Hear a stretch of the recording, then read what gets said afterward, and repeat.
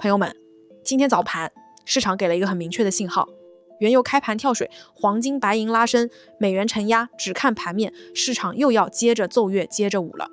但我今天想聊的不是黄金为什么涨，而是特朗普为什么偏偏选在这个时候给中东局势降温。这背后恐怕不只是和平诚意，而是通胀和债市已经给了他足够大的压力。大家都知道，特朗普马上要为中期选举造势了，对他来说最不希望看到的画面是什么？不是什么让美国再次伟大的宏伟叙事，而是物价是不是又贵了，房贷是不是又涨了，工作是不是越来越不好找了。中东一紧张，油价就下不来，油价下不来，降息就没有空间，降息不顺，美债收益率就继续顶在高位，最后压力会落到哪里？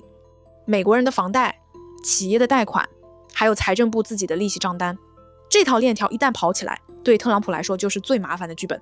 因为他最后传导到选举不是什么复杂模型，而是一句很现实的话，选民不看你嘴上赢没赢，他们看钱包有没有变轻。所以这次中东局势降温，表面上叫外交斡旋，往深处看更像是债市压力倒逼。不是特朗普突然改变了性格，而是他很清楚，如果战争再不降温，美国自己的财政成本也会被拖进去。这一点英国金融时报就算过一笔账，美伊冲突已经把10年期美债收益率从战前大约 4% 推到 4.58% 左右。这意味着美国2026年接下来的利息支出可能增加约80亿美元，到了2027年增加的利息支出可能超过300亿美元。这个数字为什么重要？因为它告诉我们，现在最贵的不是军费，不是导弹，不是航母，开出去一天多少钱，真正让美国难受的是国债利息支出也开始跟着膨胀。战争打到最后，账单不止在国防部，也会出现在财政部。路透也提到，地缘不稳定和通胀担忧正在把美债收益率推向高位，而高收益率会反过来冲击经济情绪。翻成大白话，就是市场开始重新算账了。你可以制造风险，但你自己借钱也会更贵。你可以喊强硬，但债市不会免费配合你。这才是今天这波行情真正值得关注的地方。以前美国遇到地缘风险，市场第一反应往往是买美元、买美债，躲进美国资产里。美国制造风险，美国反而还能吸走一轮避险资金。但现在这个剧本没有以前那么顺了。现在风险一来，市场先问的不是要不要买美债，而是这场风险会不会把美国自己的通胀和融资成本重新顶上去。过去美国资产是很多风险事件里的避风港，现在风险事件本身也会反过来抬高美国的借钱成本。这对黄金意味着什么？意味着黄金这轮上涨不能再简单理解成哪里打仗哪里避险，真正支撑黄金的是市场开始发现美国越来越难同时承受高油价、高通胀和高美债收益率。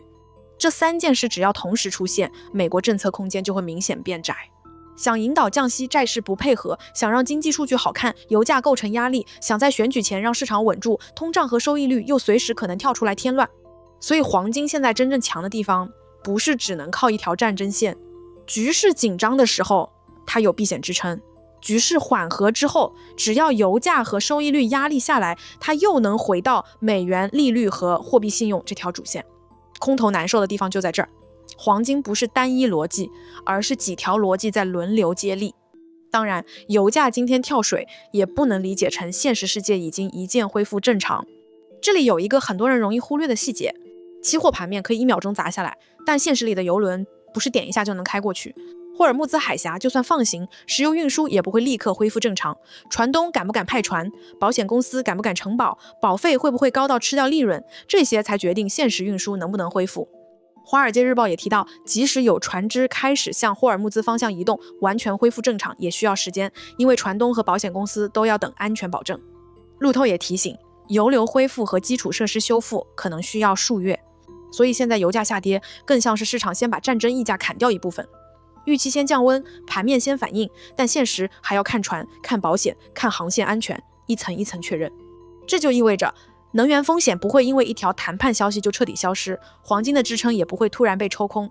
我们把视角拉到澳洲，这条线其实更直观。澳联储5月刚把现金利率加到 4.35%， 这个数字不只是央行会议上的一个决定，它背后对应的是澳洲普通家庭非常真实的压力。很多人可能不关心霍尔木兹海峡每天通过多少油轮，也不关心中东谈判桌上每句话怎么说，但大家一定关心加油站价格，关心超市账单，关心房贷月供。能源价格如果持续高企，会通过汽油、物流、超市价格逐层传导到生活成本。生活成本压不下来，澳联储的政策转向就会更加谨慎，背负房贷的家庭也很难真正松口气。所以中东冲突并不是远方新闻，它通过油价、通过通胀、通过央行政策，最后落到每个家庭的开支上。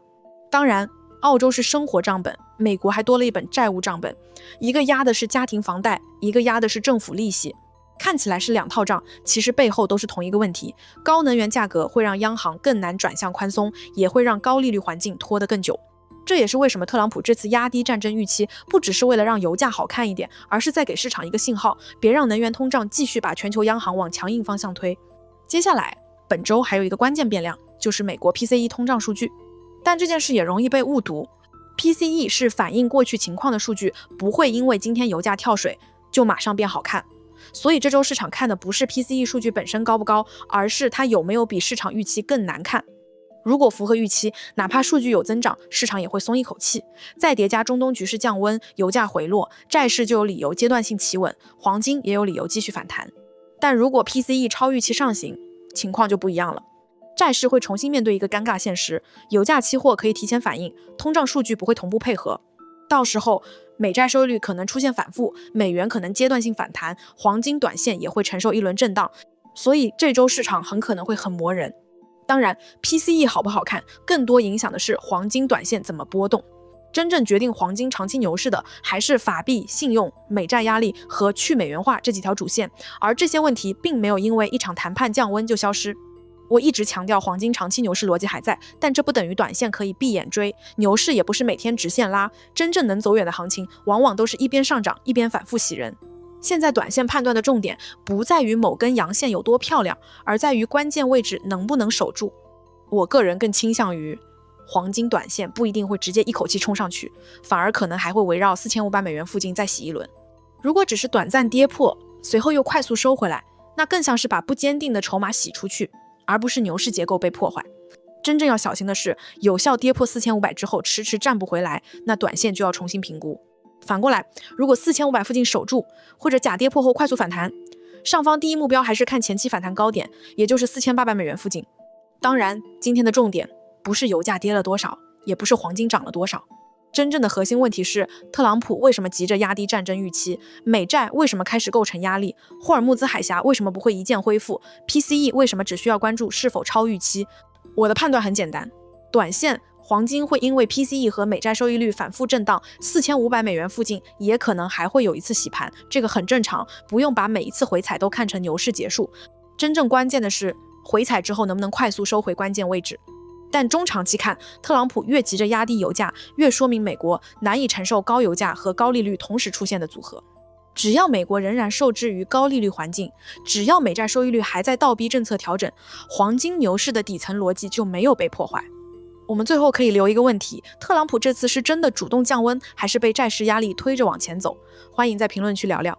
觉得这条逻辑线有参考价值的，点赞关注小财呀。提醒下，本期内容仅为宏观逻辑分享，不构成投资建议。我们下期接着深聊。